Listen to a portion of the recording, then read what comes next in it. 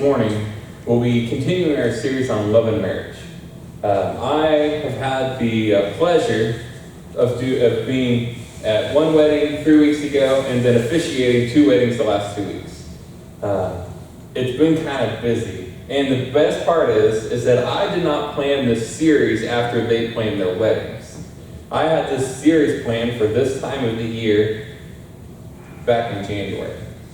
So I had no clue that any of these weddings were happening at this time. One of the couples was just engaged. Actually, 2 of the couples had just gotten engaged around Christmas time. So I didn't know when they were going to get married. It just fell this way. I also learned after the fact that August 19th was the highest date for weddings. Apparently, the 18th and 19th was the highest weekend. Apparently, people wanted the 8-18-18. Me and my wife, our anniversary, I remember the day really well, and we did not plan it this way, but it is December 15th of 2012. That's the day we got married. Or 12-15-12. Apparently 12-12-12 was a really high day for weddings as well. So God had a reason for us to be planning this at this time. It always fell to perfect timing, it felt like, for this. And I have not been married a really long time. I've been married 5.5 years. Me and Kristen have been dating over 10 years, dating and marriage combined. But I have been around people who have been married for 25 years, for 35 years, 50 years, 60 years. And, when you met someone who's been married for 60 years, the only thing that ever comes to my mind is, how? It's not that I think that, it's hard to live with someone else. Sometimes it is, but it's not always. But 60 years. Me and my dad were talking, and before my mom passed away, him and her were married for 26 years. And, that's, all of my life at that time, of course. But then I was talking to him, it's like, I've only been with Kristen for 10. We've only lived together for 5.5 after we got married. And I do not remember what it was like to be alone. I don't remember what it's like to have to, clean and do dishes and, vacuum and do my own laundry and all of these things where we share all of these loads. Guys, I've been told, does anyone just throw all the laundry in one load? What about you guys? Yeah, okay, I got a few. Single guys especially. I did not realize that you're supposed to separate light colors and dark colors and whites, and you shouldn't wash your towels with your jeans or other clothes, apparently. I learned this after I got married. So I was actually forbidden from using the washer and dryer unless she sorted laundry first. And then honestly, there's a few colors and I'm like, is this considered light or dark? I really don't know. Like this shirt, which one does this go into? I don't. So I just let her sort. And there's things where obviously me being a car guy, who does the majority of the car cleaning at our house? I do. Because I'm a little bit picky, I'm a little bit OCD, there's a spot here. We found out that apparently the tree that Kristen parks under at work has sap on it because there's black sap on her front fender and her car's white. So it's kind of this is really noticeable, you should park somewhere else. She's like, but there's shade there. But the car's getting dirty. So it's the compromises with it sometimes. But we all have our part of it. And being married, that's kind of what you share. You share each other's load. Because you're working together as one for the same purpose. Last week, we talked about being faithful to God's plan of lifelong unity in marriage. That was Genesis chapter 2.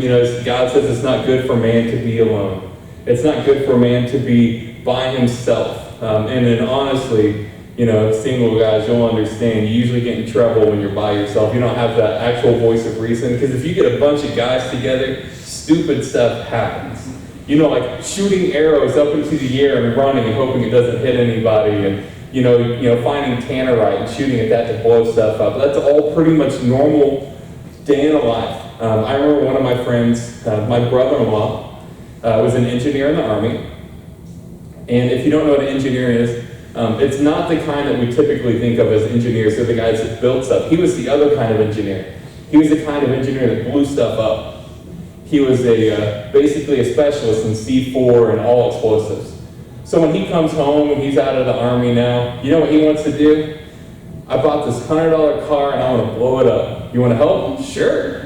Let's do it. You know who's the voice of reason in that? My wife. She's like, maybe you should do this differently. So yeah, guys do stupid stuff together. No matter how old you get, my grandpa says you're only as old as you act, so he figures he's about 14, 15 years old still. And from what I've seen, at least in my family, that's about right. Guys don't really mature much past that age. So being faithful to God's plan of lifelong unity, part of it is accepting each other as we are and as we change. Usually when people say, well, they've changed, it's you don't like the way they've changed. We're all going to change over time. Experiences change us. If you've experienced the loss of a loved one, that changes the way you view loss. If you've experienced, having a child, I haven't experienced that yet, that changes you. Everyone tells you when you have a kid, it changes your life. I'll find out next year. Maybe at the late end of this year, but most likely next year. So learning those things, that's going to change us. It's going to view how we go through it. But God's plan was for us to go together forever. It's we become one, and it's never easy to separate. My dad, like I said, him and my mom were married 26 years. I performed their wedding last year in Alabama in Dolphin Island on the beach, and for him and my stepmom. And my dad will tell me that he has to watch himself still because he'll occasionally call her by my mom's name. And that's tough. He's like, it just comes out. And my mom died in 2010. So this is 8 years later, and this still comes out. It's something that no matter the time frame, you've given a little bit of yourself to them, and part of you has become part of them as well. So God's plan is for a lifelong unity in marriage. And when that happens, it usually starts with one or two methods. In my family, in Kristen's family, we're kind of old school. So before me and Kristen could get married, I had to ask for permission from her parents. So I remember talking to my dad before we got married, before we got engaged. And, my dad's like, before I even talk to her, I'm talking to my dad. He's like, okay, well, are you sure you want to get married? He's like, because once you get married, you're married. And my family's motto is once you're married, the only way out's in a box. Whether they put you there or whether you get there by natural causes, that's the only way out. So that's kind of how my dad viewed it. He's telling me that this is how it goes. And, he's checking with me. Are you ready?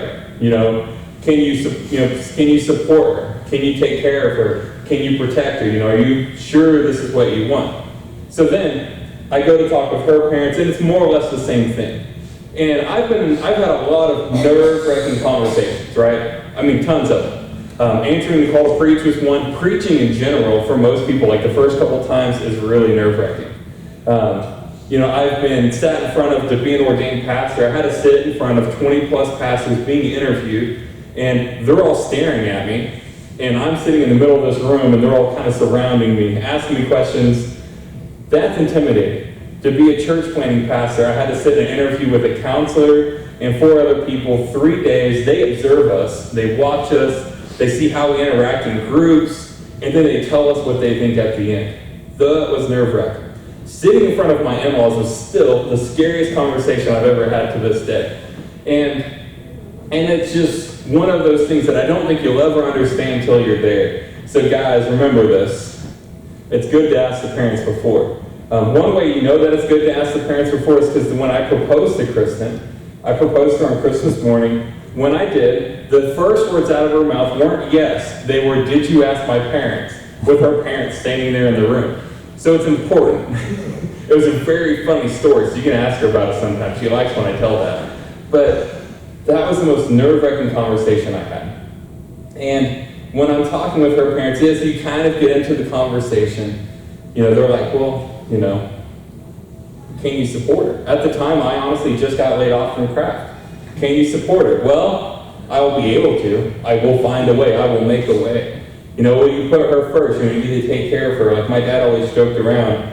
He's like, my cars or my hobbies, my activities always came second. He always had stuff, but my mom always had the new stuff. Like he had a truck. It was usually 3, 4, 5 years old. Mom had the new car. And when mom got her new car, he would take over her old car, and that's what he drove. He's like, you take care of her first. Are you ready to put your fun, your objectives, whatever you want to do on the back burner and put her first? That was part of the conversation with her parents too. Can you support her financially? Can you support her emotionally? It's an emotional attachment. Do you have a place to live? Can you pay your own rent? Can you do all these things? So as we were going through that, I learned that I was ready. But I knew it would take a little bit of time, just because, again, I just got laid off. Kristen wanted a winter wedding anyway, so we had time. We had a 2-year engagement because she wanted to be done with nursing school first. But that conversation started then, and it developed. And you grow a lot through those times as early years of marriage, or at least I did, because there were several years where I didn't have anything fun to drive. I didn't have anything fun to work on. I drove a '04 Sonata 4-door that was beat up. My mother-in-law actually backed into the front end of it. The fender was beat up because of that. But I put my hobbies, my interests on the back burner for her. She had the new car, I had the beat up one, and that was okay. And that's why this week, this focus as we look at it, husbands should look for ways to disciple and serve their spouse. That's putting them first, just as Christ would serve her. So it's being able to look at her and go first. Last week, like I said, it was a little more towards the wives, and it was a little more towards the partnership. I always have to point out, when you look at Genesis 2, the original language that was used, it says that man needed a helper. That helper was not a submissive helper. It was not a servant helper. It was a helper who was an equal. It was a helper who was a partner. The only other time that same word is used throughout the Bible is to describe God's relationship with us. So it's not a lowly helper. It's a very important part of that. And as we look at that, husbands, that's what we should be doing on a regular basis. The first part of what we'll be looking at will be Ephesians 5:25 through 33. The verses before that are the verses that are typically quoted. I feel like the first part of this is quoted more than the second part, especially verse 22, because I think everyone knows verse 22, maybe not by number, but they've heard it. For wives, this means submit to your husbands as the Lord. And that is the sermon message. You got to submit, right? During the wedding, when I did the wedding yesterday, they said, are you going to say that you need to submit and obey? Is that going to be part of what you're going to be saying? I remember adding in to my dad's wedding, because they joked around. She's like, you're not saying that I'm supposed to obey him, like joking around. So that was part of the vows, do you promise to obey him? What? No, I'm not saying that. Because that was added in for fun, but that's the part that we normally talk about. And it's always supposed to be, you're supposed to be submissive, you're supposed to do this, you're supposed to do that. And I think everyone has heard that a few times, but most of us don't look at what the husband is supposed to be doing. We don't look at how the husband is supposed to be serving, supposed to be discipling. It's not that the woman is just supposed to submit, serve, and do everything on her own. It's supposed to be a partnership. So as we look here at verse 25, we'll go ahead and start with it says, for husbands, this means love your wives just as Christ loved the church. He gave up his life for her, to make her holy and clean, washed by the cleansing of God's word. He did this to present her to himself as a glorious church without a spot or wrinkle or any other blemish. Instead, she will be holy and without fault. In the same way, husbands ought to love their wives as they love their own bodies. For a man who loves his wife actually shows love for himself. No one hates his own body, but feeds and cares for it, just as Christ cares for the church. And we are members of his body. As the scripture says, a man leaves his father and mother and is joined to his wife, and the two are united into one. This is a great mystery, but is an illustration of the way Christ and the church are one. So again, I say, each man must love his wife as he loves himself, and the wife must respect her husband. So there's a lot to unpack through there. And again, if you're not married yet, you've never been married yet, for the younger guys, take notes. Remember these things coming up. It will make a difference, and I promise you, it will make that first year easier. Because they always say that's when the most arguments happen. I shared the statistics last year, and most divorces happen within the first 4 years. So that's kind of the battle, is getting through, because it's usually the battle of wills of, who's doing this, who's in control, who's doing that. So it's partly, if you're serving, if you're trying to disciple, and you're trying to teach, and you're trying to love, it will make things a lot easier. So the first thing we want to see is love your spouse. And that sounds really generic, but I want us to understand this, to love your spouse as Jesus loved the church. As Jesus loved us. The same love that he showed for us is how we're supposed to show the love to our spouse. He was willing to sacrifice himself for us. Part of, my dad, again, that conversation was, are you willing to protect her?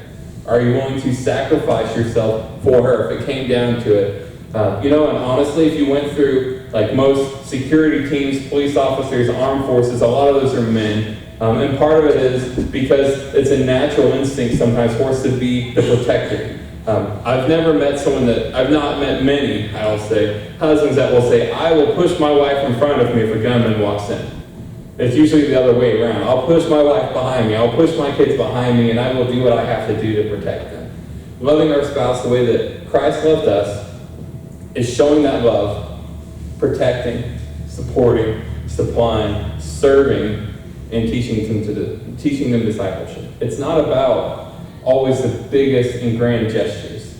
Honestly, the things that my wife appreciates most are the little things that you can do on the day-to-day. She's usually not that excited when it's like, hey, I bought this, or I did this for you. She's like, oh, cool, thank you.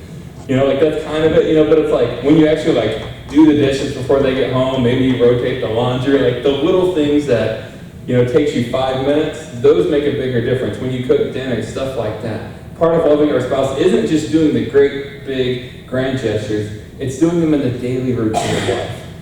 Because it's easier, honestly, to do big, grand things than it is to live in it every single day. Because if you're always looking for how can I serve them, what can you do, you'll notice some things. For me, a lot of times I work from home, so I am home more than my wife because that's where my office is. So I'll be in my office, I'll be on my break sometimes instead of, because I'm sitting at a desk, I want to move, I want to walk around, I'll go vacuum. It's not the most glamorous thing, it's not the most fun thing to do when you're on break, but it's vacuumed. It's done. Sometimes we have 2 German Shepherds, sometimes they will go outside and it'll just rain and they will get covered in mud. Sometimes I'll bath them before she gets home because if you've ever tried to bath, a 100-pound German Shepherd, it's entertaining to say the least. Because he's trying to get out most of the time because he doesn't like water. So you're trying to hold him in, spray him, soap him up. So it's an adventure. But when you do that on your own, so if they don't have to deal with it, that's part of living in the daily routine. So again, it's not just grand gestures. That doesn't mean you shouldn't do big gestures though. That doesn't mean you have to live and say, I can't do something big. You can. But if you're not doing the small things in the day-to-day, it won't mean as much. So part of loving our spouse is serving them, discipling them on a daily basis, not just what you can do once a month, what you can do once a week. Because if you're married, it's not about how little you can do, it's how much you can do. If you're looking for the least you can do and get the most back, your motives are wrong. Because if that's what you're looking for constantly, I think that's what most people look at work. You're at your job, you're like, what's the least I can do to make them happy and not get fired? That's how most people look at work. Marriage should not be viewed the same way. It's not about how little you can do, it's how much you can do. The other thing that we see, and we talked about this last week, it's 2 becoming 1. It's part of that partnership. If Christ, when Jesus, when he comes, his church is his bride. If you're a Christian, you're part of his bride. It's not brides in plural, it's bride in singular.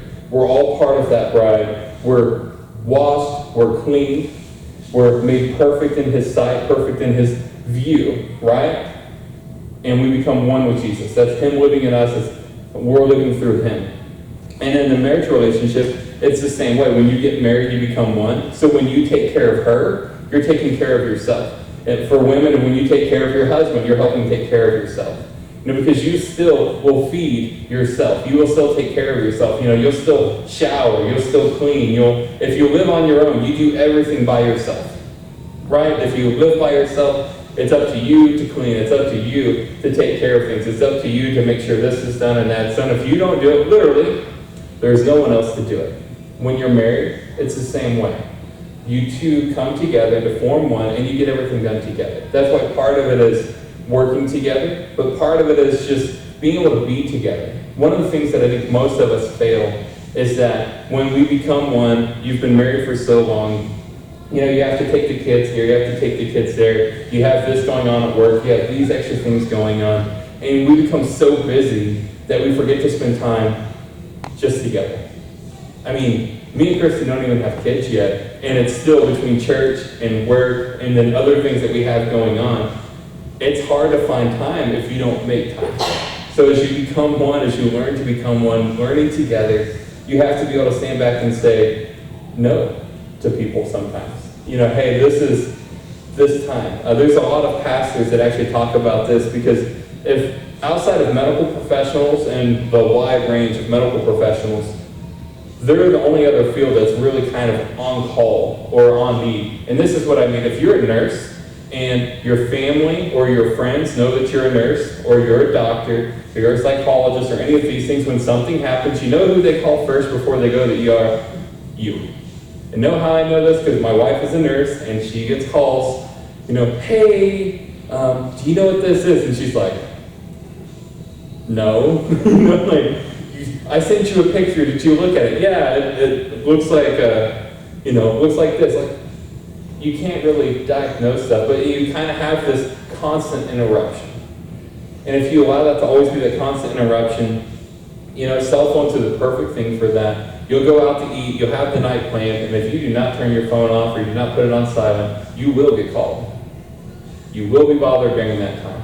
No matter what it is. It can be a friend, it can be something good, it can be something bad. But we have to be able to say that this is the time that we're spending together. Part of that for me and Kristen is when we go out to eat, we put our cell phones stacked on the table, set them to the side.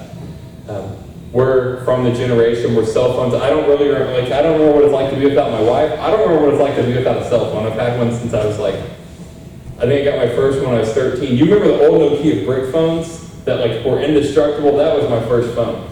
That thing was amazing. Played Tetris on it. It's all black and white, didn't even have color. That was the first phone I had when I was a teenager. But then as you get connected and as you get all of these things going on, that connection bothers you a lot. And that connection interrupts your marriage. As you're supposed to be one, you're kind of living separate. So that's one thing. You have to be able to put the phone away. You have to be able to turn it off. You have to sometimes say, you won't see your friends that day because, hey, we have this planned. You have to be intentional and stay together. And becoming one is being together, sometimes alone. That's part of it. You have to be able to find time. And the last thing that we see is that it's going through Jesus' love. If we look at it, we really look at it, we're supposed to love our wives the way Jesus loves her, the way that Jesus loves us. That's the love we're supposed to be able to show. And honestly, if we really look at that love, the example that is set by Jesus, that's not an easy one to reach. That's one that takes daily work, and it takes daily progress. And the wives, it's the same for your husbands. You're supposed to love him, the same way. You're supposed to, there is this small part of submit, but there's also the part of being together. It's the part of working together. You're supposed to be able to love him just like Jesus loves him. That means you understand that he has faults. You understand that she has faults. You have flaws. You have things that maybe they do that annoy you. They don't put the trash bag back in the trash can when they take the trash out. And I know that bothers my wife when I do that because I always forget to put it back. Those little things that we let irritate us. Those little things that we always are like, why don't you just do this? Parking under a tree and getting sap on your car. I'm like, I would park away, far, far away. But we allow these little things to get in, and we allow them to irritate us. And sometimes, we allow our frustrations to get better at us. But what we really need to do is, Jesus loves us with our faults. So if we're supposed to show that same love to our spouse, we love them with their faults. We love them with their errors. He loves us with the past sins that we've made. We're not, constantly throwing what happened 6 months, a year, 5 years ago in their face. Jesus doesn't do that to us. That's the love we're supposed to show. We don't do that to them. If we're constantly looking back and forth, we'll see that most of us, if not all of us, fall vastly short of the standard that Jesus has set. And what that means is that we have work to do. As we look at what Jesus has done, you can see, throughout the Old Testament and New Testament, God's love for us. You can see where, God said it's not good for man to be alone, so he created a helper, not a servant, but a helper, a partner to come together, to work together. It's not good to be alone, so that's the first thing. And you can see throughout all of the Bible where God had stepped in, God had helped, God had sent provision, God had rescued, God had sent salvation, and then he sent Jesus. He said this is the ultimate gift that he can give. His only son, he sent, and Jesus set the example of what love was, You know, he said if you can love God first, then love everyone else as yourself, you'll fulfill all the commandments. Made it very simple, from the 670 laws to 2. If you can fulfill these, everything else will be fulfilled. But he said if you can do this, this is what will happen. If he shows his love, then he walks, and showing that same ministry, he walks down and he goes up and he's put on a cross and he's killed. The best part of that, though, isn't his death, it's his resurrection. We sang about it, but he rose from the dead, and by that he conquered the grave, and he gave us that same salvation that we can achieve. That's the love that he gave us. That's the same love we are supposed to show to our spouse. It's the willingness to lay down our pride. It's the willingness to lay down our arrogance, to lay down our hobbies, our gifts, our motives, and say, I love you. What can I do to help?